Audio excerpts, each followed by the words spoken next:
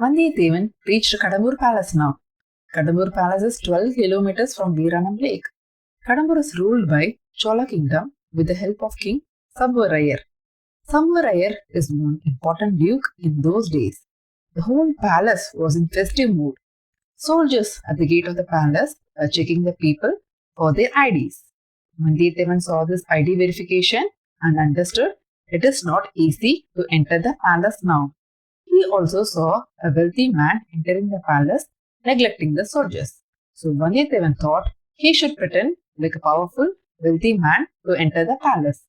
This plan didn't go well for Vandiyathevan. Soldiers stopped him and asked him, "Who are you?" Vandiyathevan asked, "You? Asking me? Do you know who I am? I am from Vana dynasty." He said, Vana dynasty once ruled some parts of Tamil Nadu. One soldier mockingly said, "Vana dynasty or Vanaram dynasty." Vanaram means monkey in Tamil. Vandiyathevan felt extremely angry. Horse of Vandiyathevan felt uncomfortable as it is surrounded by a lot of soldiers. The horse started agitating and started to rumble. Soldiers continued to tease and belittle Vandiyathevan's pride and started laughing at Vandiyathevan. Vandiyathevan's horse is very loyal to him. Realizing that his master is getting insulted, the horse now became angry and started to kick and push soldiers away. One soldier purposefully starts pulling the reins of the horse. Vandiyathevan said, "Leave my horse alone. This is how you treat your guest?" The soldiers released the horse and asked Vandiyathevan to turn back and go away. Vandiyathevan controlled his anger for the prince Karigalan. He turned back and started moving away from the palace. Vandiyathevan heard the soldiers laughing. He thought if he did not do anything now, it would be an insult to his dynasty.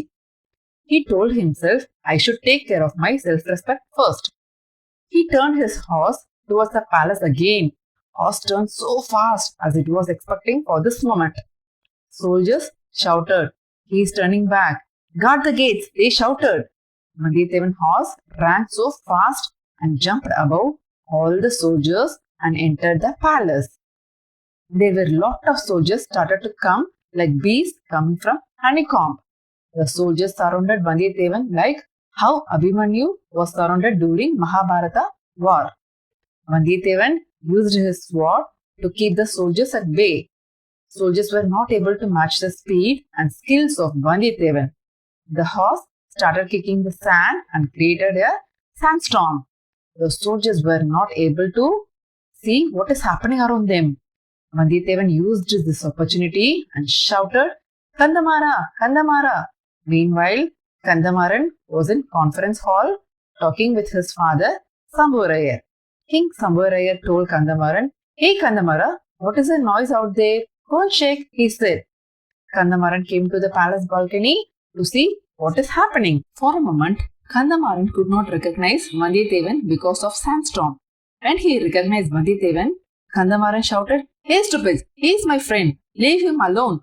Kandamaran apologized to Vandiyathevan for what happened and taken Vandiyathevan into the palace. Kandamaran and Vandiyathevan entered the conference hall where Sambhavarayar and others are seated. Sambhavarayar saw Vandiyathevan and thought, "Why has he come on this special day?" Sambhavarayar asked Kandamaran, "So, he is a reason for all commotion downstairs?" Kandamaran said, "No, father, the soldiers could not recognize him. That is the reason for all the noise." Vandiyathevan realized he is not invited by Sambhavarayar and they are preparing for some special occasion. Sambhavarayar told Kandamaran he should not have come on this special day, creating many problems. At that time, a girl came to give fruits and juices to all guests seated in the hall.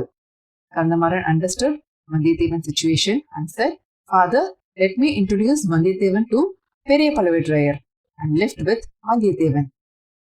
Kandamaran consoled Vandiyathevan and taken him to another hall. In that hall, Pazhauvettarayar, sitting majestically on a throne, surrounded by many dukes of Chola kingdom. Kandamaran told Pazhauvettarayar, "Uncle, this is my friend Vandiyathevan. He is from Vana dynasty. He has come from Kanji and he always wanted to meet you." Pazhauvettarayar stared at Vandiyathevan.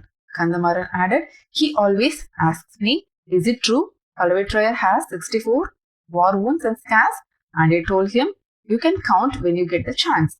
Pazhauvettarayar asked Vandiyathevan, "You need proof of my bravery?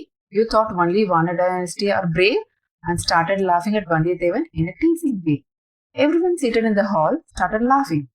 As we know, Vandiyathevan can change any situation in favorable to him. He said, "Who am I to question you, sir? Everyone from Kanyakumari to Himalayas know your name and fame." Pazhauvettarayar said, "You are a witty boy." Kandamaran asked, "Uncle, can I take my friend to show him the palace?" Pazhauvettarayar said, "Why not?" Kandamaran freezed with Vandiyathevan. Pazhauvettarayar thought, "He is an intelligent boy from Kanji. I have to be careful with him." Now Vandiyathevan and Kandamaran are in great point of the Kadambur palace. Kandamaran introduced Vandiyathevan to his mother. Vandiyathevan got blessings from Kandamaran mother.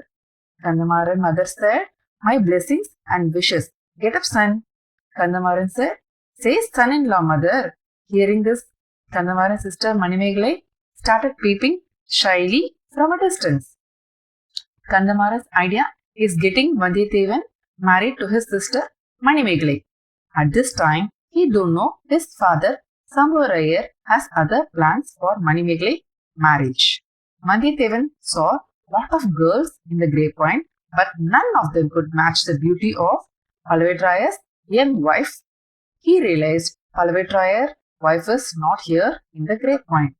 Kandamaran and Vandiyathevan started coming out of the grapevine. Let's see how Vandiyathevan will to handle many puzzles of Chola kingdom in the next episode.